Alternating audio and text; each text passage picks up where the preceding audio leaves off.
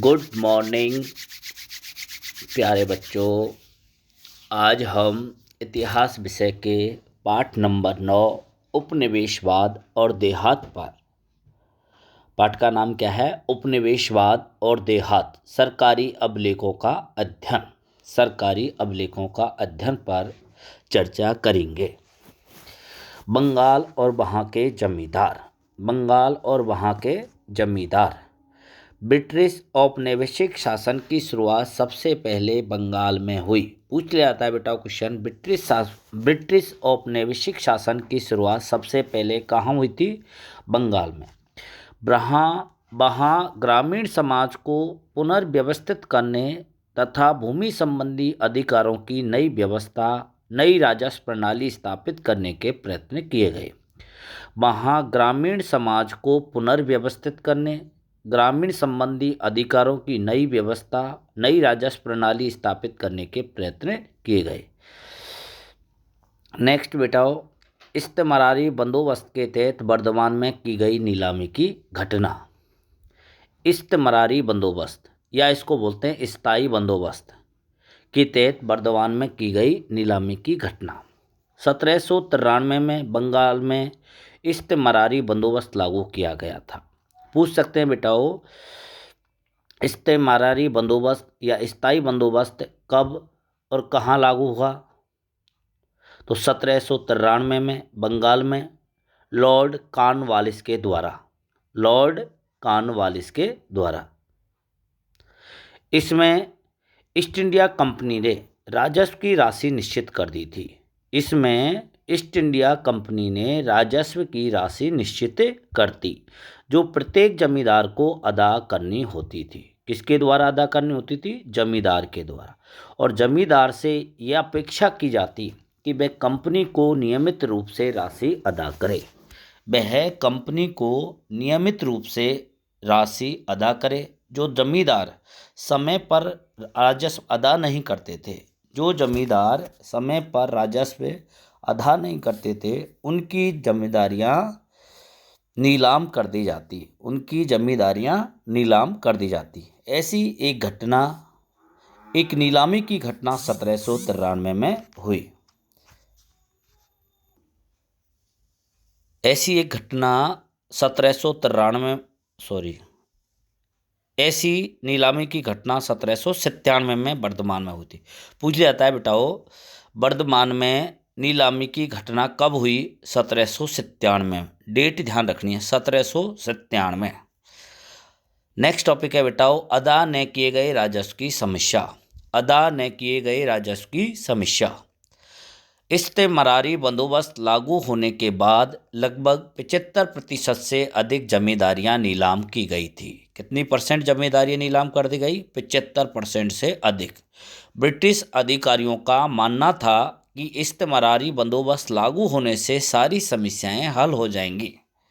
इस्तेमारी बंदोबस्त लागू होने से सारी समस्याएं हल हो जाएंगी, लेकिन उनकी सोच बेकार हो गई। कारण यह रहा था कि बंगाल में बार बार अकाल पड़े। क्या पड़े? अकाल।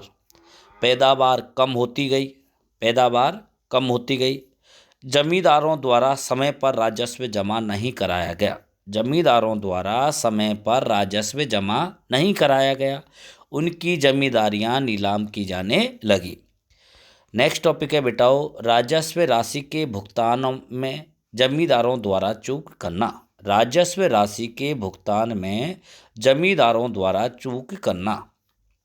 ईस्ट इंडिया कंपनी के अधिकारियों का मानना था कि राजस्व मांग निर्धारित होने से जमींदार स्वयं को सुरक्षित समझकर अपनी संपदाओं का विकास करेंगे। राजस्व मांग निर्धारित होने से जमींदार स्वयं को सुरक्षित समझकर अपनी संपदाओं का विकास करेंगे, लेकिन ऐसा नहीं हो सका। इस्तेमारी बंदोबस्त लागू होने के बाद कुछ दशकों में जमींदारों द्वारा राजस्व जमा करने में कोताही की जाने लगी। जमींदारों द्वारा राजस्व जमा करने में कोताही की जाने लगी और राजस्व की बकाया रकमें बढ़ती गई। राजस्व की बकाया रकमें बढ़ती गई। इस कोताही के कई कारण थे, जो ये कोताही बरती थी इसके कई कारण थे। नंबर 1, कंपनी द्वारा राजस्व की मांग को ऊंचे स्तर पर रखना। राजस्व की मांग को ऊंचे स्तर पर रखना।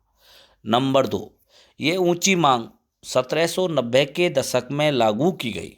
यह ऊंची मांग 1790 के दशक में लागू की गई। उस समय उपज की कीमत नीची थी। उस समय उपज की कीमत नीची थी, जिससे किसानों के लिए जमींदारों को लगान चुकाना मुश्किल था। जिससे जमींदारों को लगान चुकाना मुश्किल था। तीसरा कारण है बेटाओ, राजस्व की दर असमान। राजस्व की दर असमान। फसल चाहे अच्छी हो या खराब, फसल चाहे अच्छी हो या खराब, राजस्व का भुगतान एक निश्चित समय पर ही करना आवश्यक था। राजस्व का भुगतान एक निश्चित समय पर ही करना आवश्यक था। नंबर 4, जमींदार की शक्ति को सीमित कर दिया गया। जमींदार की शक्ति को सीमित कर दिया गया। उसका कार्य केवल राजस्व वसूलना, जमींदारी का प्रबंध करना था। कार्य क्या था? राजस्व वसूलना और जमींदारी का प्रबंध करना। नेक्स्ट टॉपिक बेटाओ, जोतदारों का उदय। जोतदारों का उदय। गांवों में जोतदारों के एक नए वर्ग का उदय हुआ। गांवों में जोतदारों के एक नए वर्ग का उदय हो गया। ये धनी किसानों से बना था। किससे बना था? धनी किसानों से। जोतदार किसान गांवों में रहते थे। जोतदार किसान कहाँ रहते? गांवों में।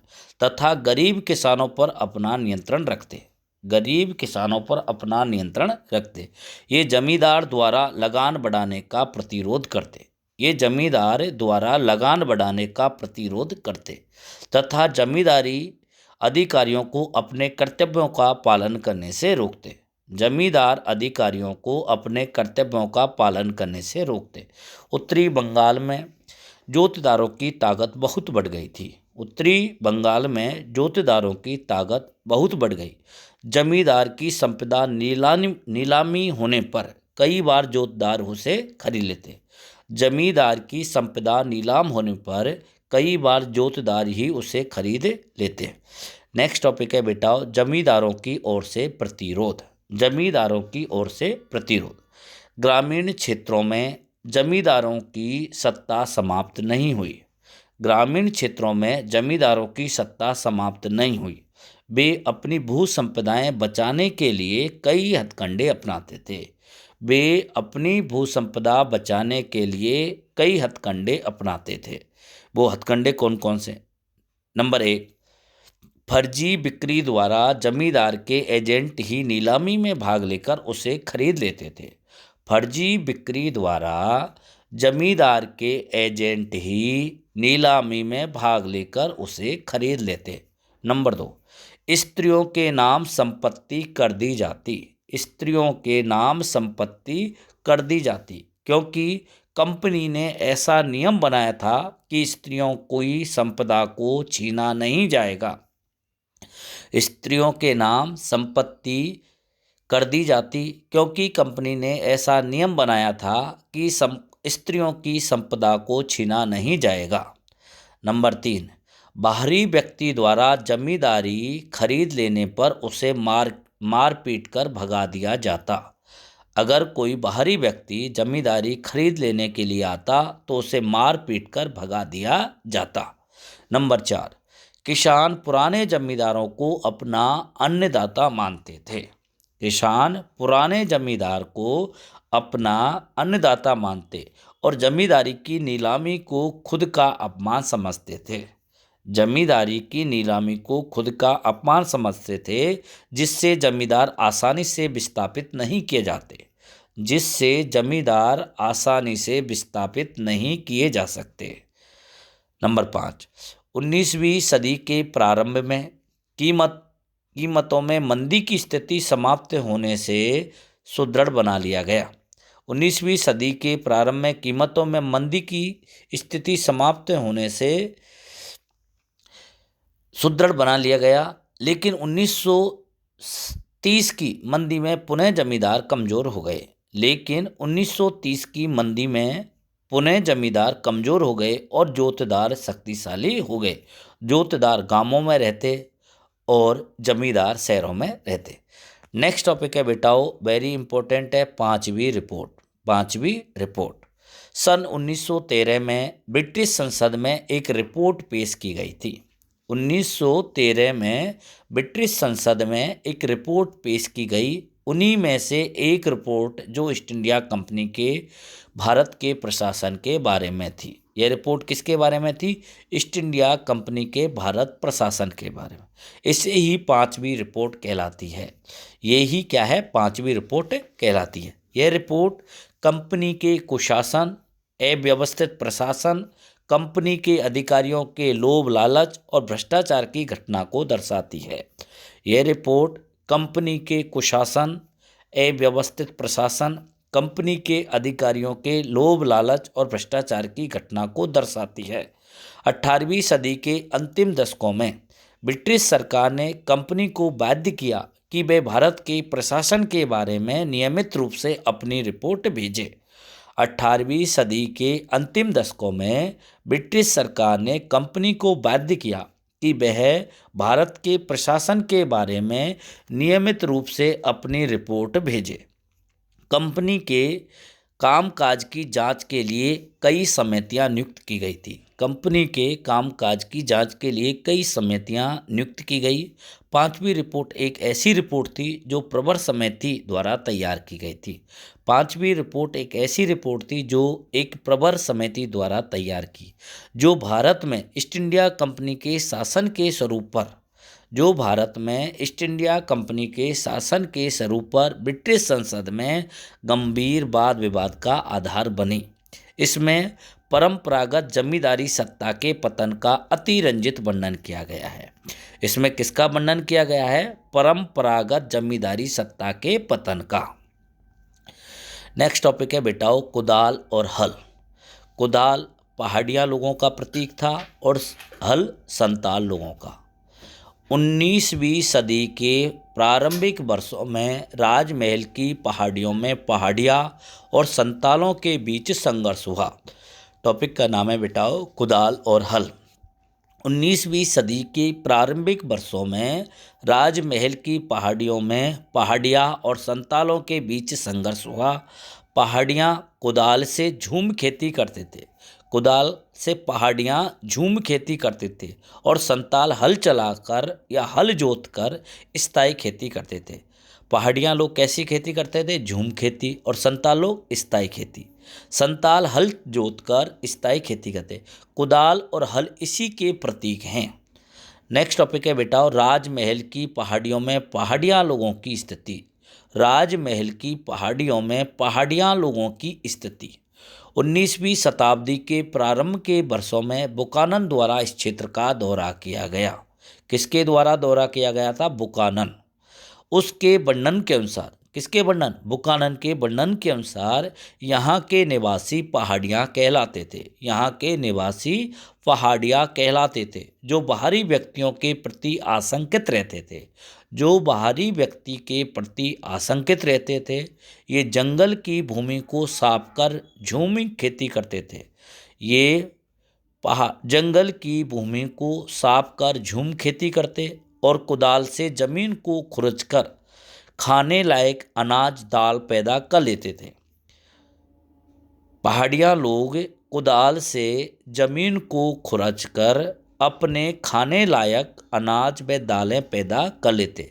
जंगल से उनका घनिष्ठ संबंध था। जंगल से उनका घनिष्ठ संबंध था। वे इसे अपनी निजी भूमि मानते थे। वे इसे अपनी निजी भूमि मानते और यह जमीन और जंगल उनकी पहचान थी। यह जमीन और जंगल उनकी पहचान थी। वे बाहरी लोगों के प्रवेश का विरोध करते। वे बाहरी लोगों के प्रवेश का विरोध करते तथा कई बार मैदानों में आकर लूटपाट भी कर लेते थे। कई बार मैदानों में आकर लूटपाट भी कर लेते। अंग्रेज इन पहाड़ियों को असभ्य और बर्बर मानकर इनका उन्मूलन करना चाहते थे। अंग्रेज इन पहाड़ियों को असभ्य और बर्बर मानकर इनका उन्मूलन करना चाहते थे। नेक्स्ट टॉपिक है बेटाओ, संताल अगुआ वासिंदे। संताल अगवा बासिंदे। सन 1800 ईस्वी के लगभग संतालों का राजमहल की पहाड़ियों में आगमन हुआ। 1800 ईस्वी के लगभग संतालों का राजमहल की पहाड़ियों में आगमन हुआ। इससे पूर्व वे बंगाल में भाड़े के मजदूर पर काम करने आते थे। इससे पूर्व वे बंगाल में भाड़े के मजदूर के रूप में काम करने आते। अंग्रेजों ने इन्हें राजमहल की पहाड़ियों में बसने के लिए तैयार कर लिया। अंग्रेजों ने इन्हें राजमहल की पहाड़ियों में बसने के लिए तैयार कर लिया। 1832 में जमीन के काफ़ी बड़े भूभाग को दामिन ई कोह के रूप में सीमांकित करके उसे संताल भूमि घोषित कर दिया।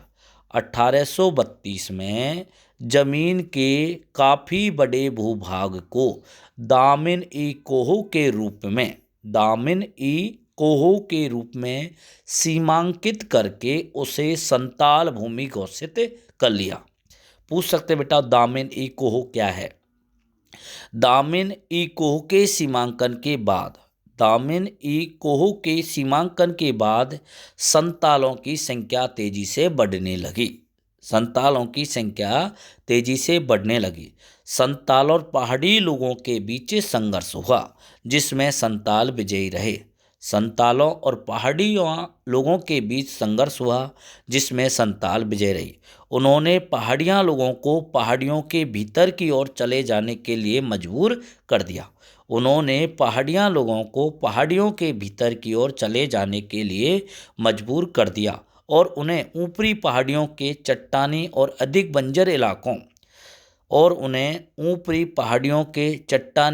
अधिक बंजर इलाकों तथा भीतरी शुष्क भागों तक सीमित कर दिया।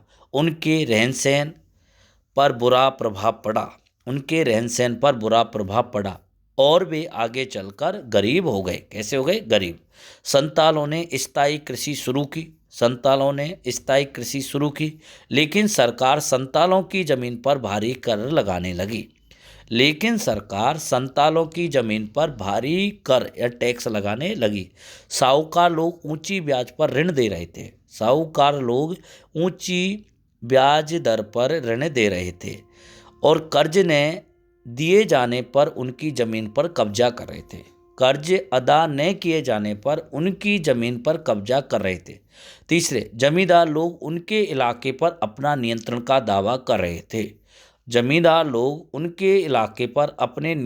दावा कर रहे थे। फलतः 1850 तक संतालों ने ब्रिटिश राज के प्रति विद्रोह करने का मानस बना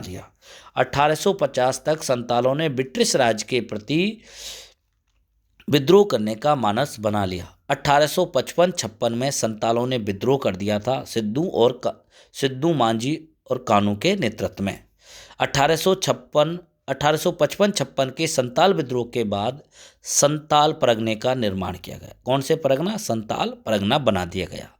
नेक्स्ट टॉपिक है बेटाओ देहात में विद्रोह बम्बई दक्कन बम्बई। 19वीं शताब्दी के मध्य भारत के विभिन्न प्रांतों में किसानों द्वारा साहूकारों और अनाज के व्यापारियों के विरुद्ध अनेक विद्रोह कर दिए थे। किसके विरुद्ध हुए थे?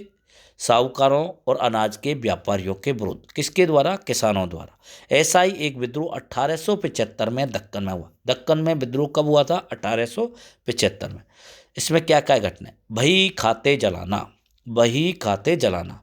12 मई 1875 को पूना जिले के सूपा गांव में किसानों ने साहूकारों पर हमला कर ऋणबंधों तथा बही खातों को जला दिया था। घटना कब की है? 12 मई 1875 को पूना जिला कहाँ पड़ता है? महाराष्ट्र के सूपा गांव में किसानों ने साहूकारों पर हमला कर ऋणबंधों तथा बही खातों को जला दिया।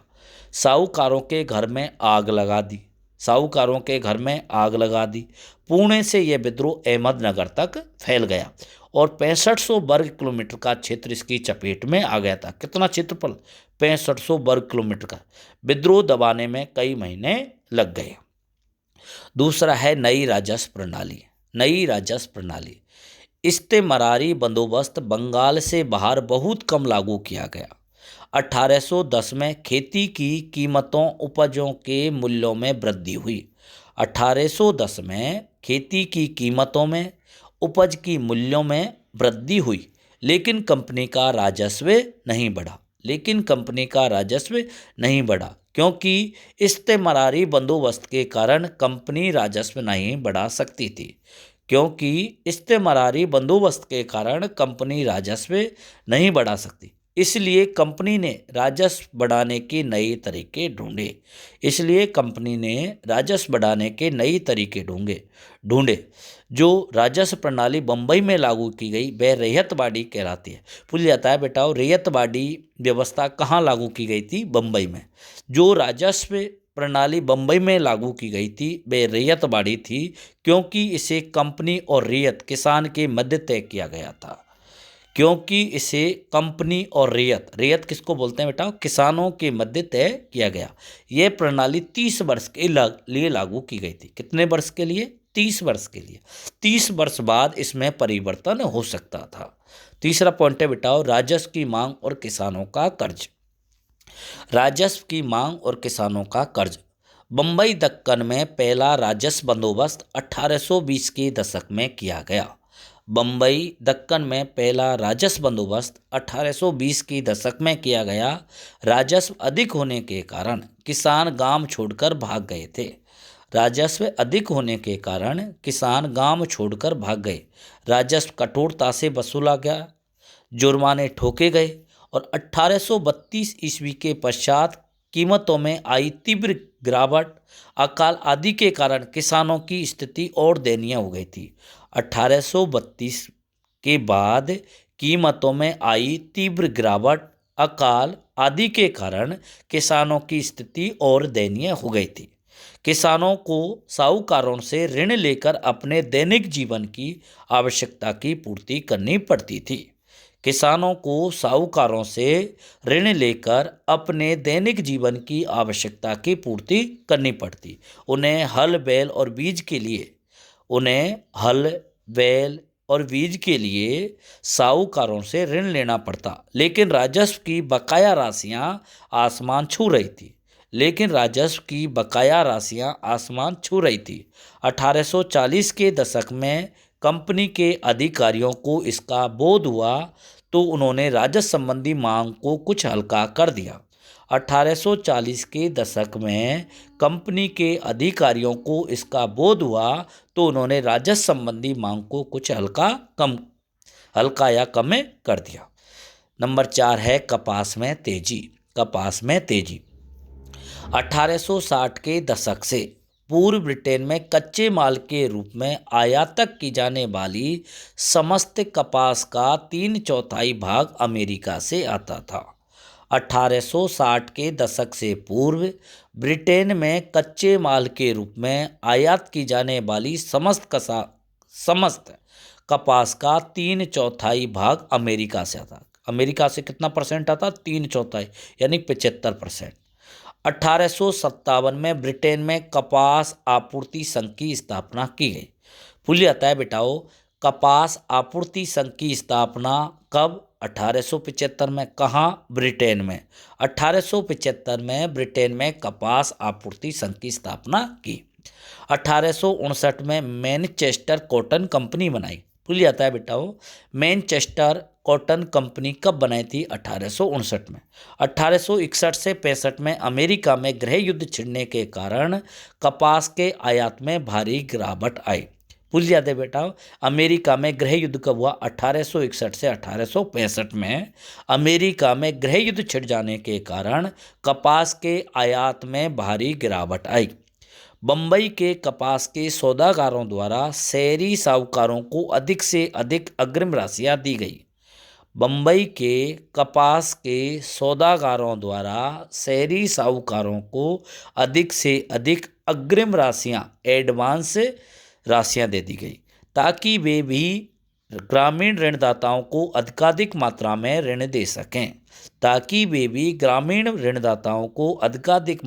ऋण दे सकें। सौदागरों द्वारा 1862 तक ब्रिटेन के आयात की कपास का 90% भारत से जाता। सौदागारों द्वारा 1862 तक ब्रिटेन के आयात की कपास का 90% भारत से जाता, लेकिन इसका लाभ कुछ धनी किसानों को ही हुआ। शेष किसान कर्ज के बोझ में दब गए। नंबर 5, ऋण नहीं मिलना। ऋण नहीं मिलना। अमेरिका अमेरिका में गृह युद्ध समाप्त होने पर कपास का उत्पादन पुनः होने पर ब्रिटेन को भारत से निर्यात कम हो गया था। अमेरिका में गृह युद्ध समाप्त होने पर कपास का उत्पादन पुनः होने पर ब्रिटेन को भारत से निर्यात कम हो गया। साहूकारों ने किसानों को ऋण देना बंद कर दिया। साहूकारों ने किसानों को ऋण देना बंद कर दिया। एक और ऋण का स्रोत सूख गया। एक और तो ऋण का स्रोत सूख गया, तो दूसरी ओर राजस्व की दर 50 से 100% तक बढ़ गई थी। राजस्व की दर 50 से 100% बढ़ गई, जिससे चुकाना किसानों के बस के बाहर हो गया। जिसे चुकाना किसानों के बस के बाहर हो गया। अन्याय का अनुभव। अन्याय का अनुभव। किसानों ने अनुभव किया कि ऋणदाता उनके साथ अन्याय कर रहा है। ऋणदाता उनके साथ में अन्याय कर रहा है। वह संवेदनहीन होकर देहात की प्रथाओं का उल्लंघन कर रहा है। वह संवेदनहीन होकर देहात की प्रथाओं का उल्लंघन कर रहा है। ब्याज की दर कई गुना बढ़ा दी गई हैं। ब्याज की दरें कई गुना बढ़ा दी गई हैं। 100 रुपये के मूलधन पर 2000 रुपये ब्याज वसूला गया। 100 रुपये के मूलधन पर 2000 रुपये ब्याज वसूला गया। ऋण चुकता होने पर भी रसीद नहीं दी जाती। ऋण चुकता होने पर भी रसीद नहीं दी जाती। बंद पत्रों में जाली आंकड़े भरे जाते हैं। बंद पत्रों में जाली आंकड़े भरे जाते हैं और बिना दस्तावेजों के किसानों को ऋण नहीं मिलता। बिना दस्तावेजों के किसानों को ऋण नहीं मिलता। नेक्स्ट टॉपिक है बेटाओ, दक्कन दंगा आयोग। दक्कन दंगा आयोग। दक्कन में दंगा शुरू होने पर बम्बई सरकार ने इस पर विशेष ध्यान नहीं दिया। बम्बई सरकार ने इस पर विशेष ध्यान नहीं दिया। भारत सरकार द्वारा दबाव डालने पर बम्बई सरकार ने एक आयोग की स्थापना की। किसकी? एक आयोग की। आयोग ने अपनी रिपोर्ट में लिखा कि दंगे के लिए साहूकार एवं ऋणदाता ही उत्तरदायी हैं। दंगे के लिए साहूकार और ऋणदाता ही उत्तरदायी हैं। दंगे के लिए साहूकार और ऋणदाता ही उत्तरदायी थे। सरकारी राजस्व की बढ़ोतरी दंगा फैलाने का कारण नहीं था। सरकारी राजस्व की बढ़ोतरी दंगा फैलाने का कारण नहीं था। औपनिवेशिक सरकार कभी भी ये मानने को तैयार नहीं थी कि जनता में असंतोष सरकारी कार्रवाई के कारण उत्पन्न हुआ है। कि जनता में असंतोष सरकारी कार्रवाई के कारण उत्पन्न हुआ है। रिपोर्टों की विश्वसनीयता। रिपोर्टों की विश्वसनीयता। ये सरकारी रिपोर्ट थी। इस प्रकार की रिपोर्टों का अध्ययन सावधानी से करना चाहिए तथा अन्य स्रोतों से मिलान करके ही उनकी विश्वसनीयता पर विश्वास करना चाहिए।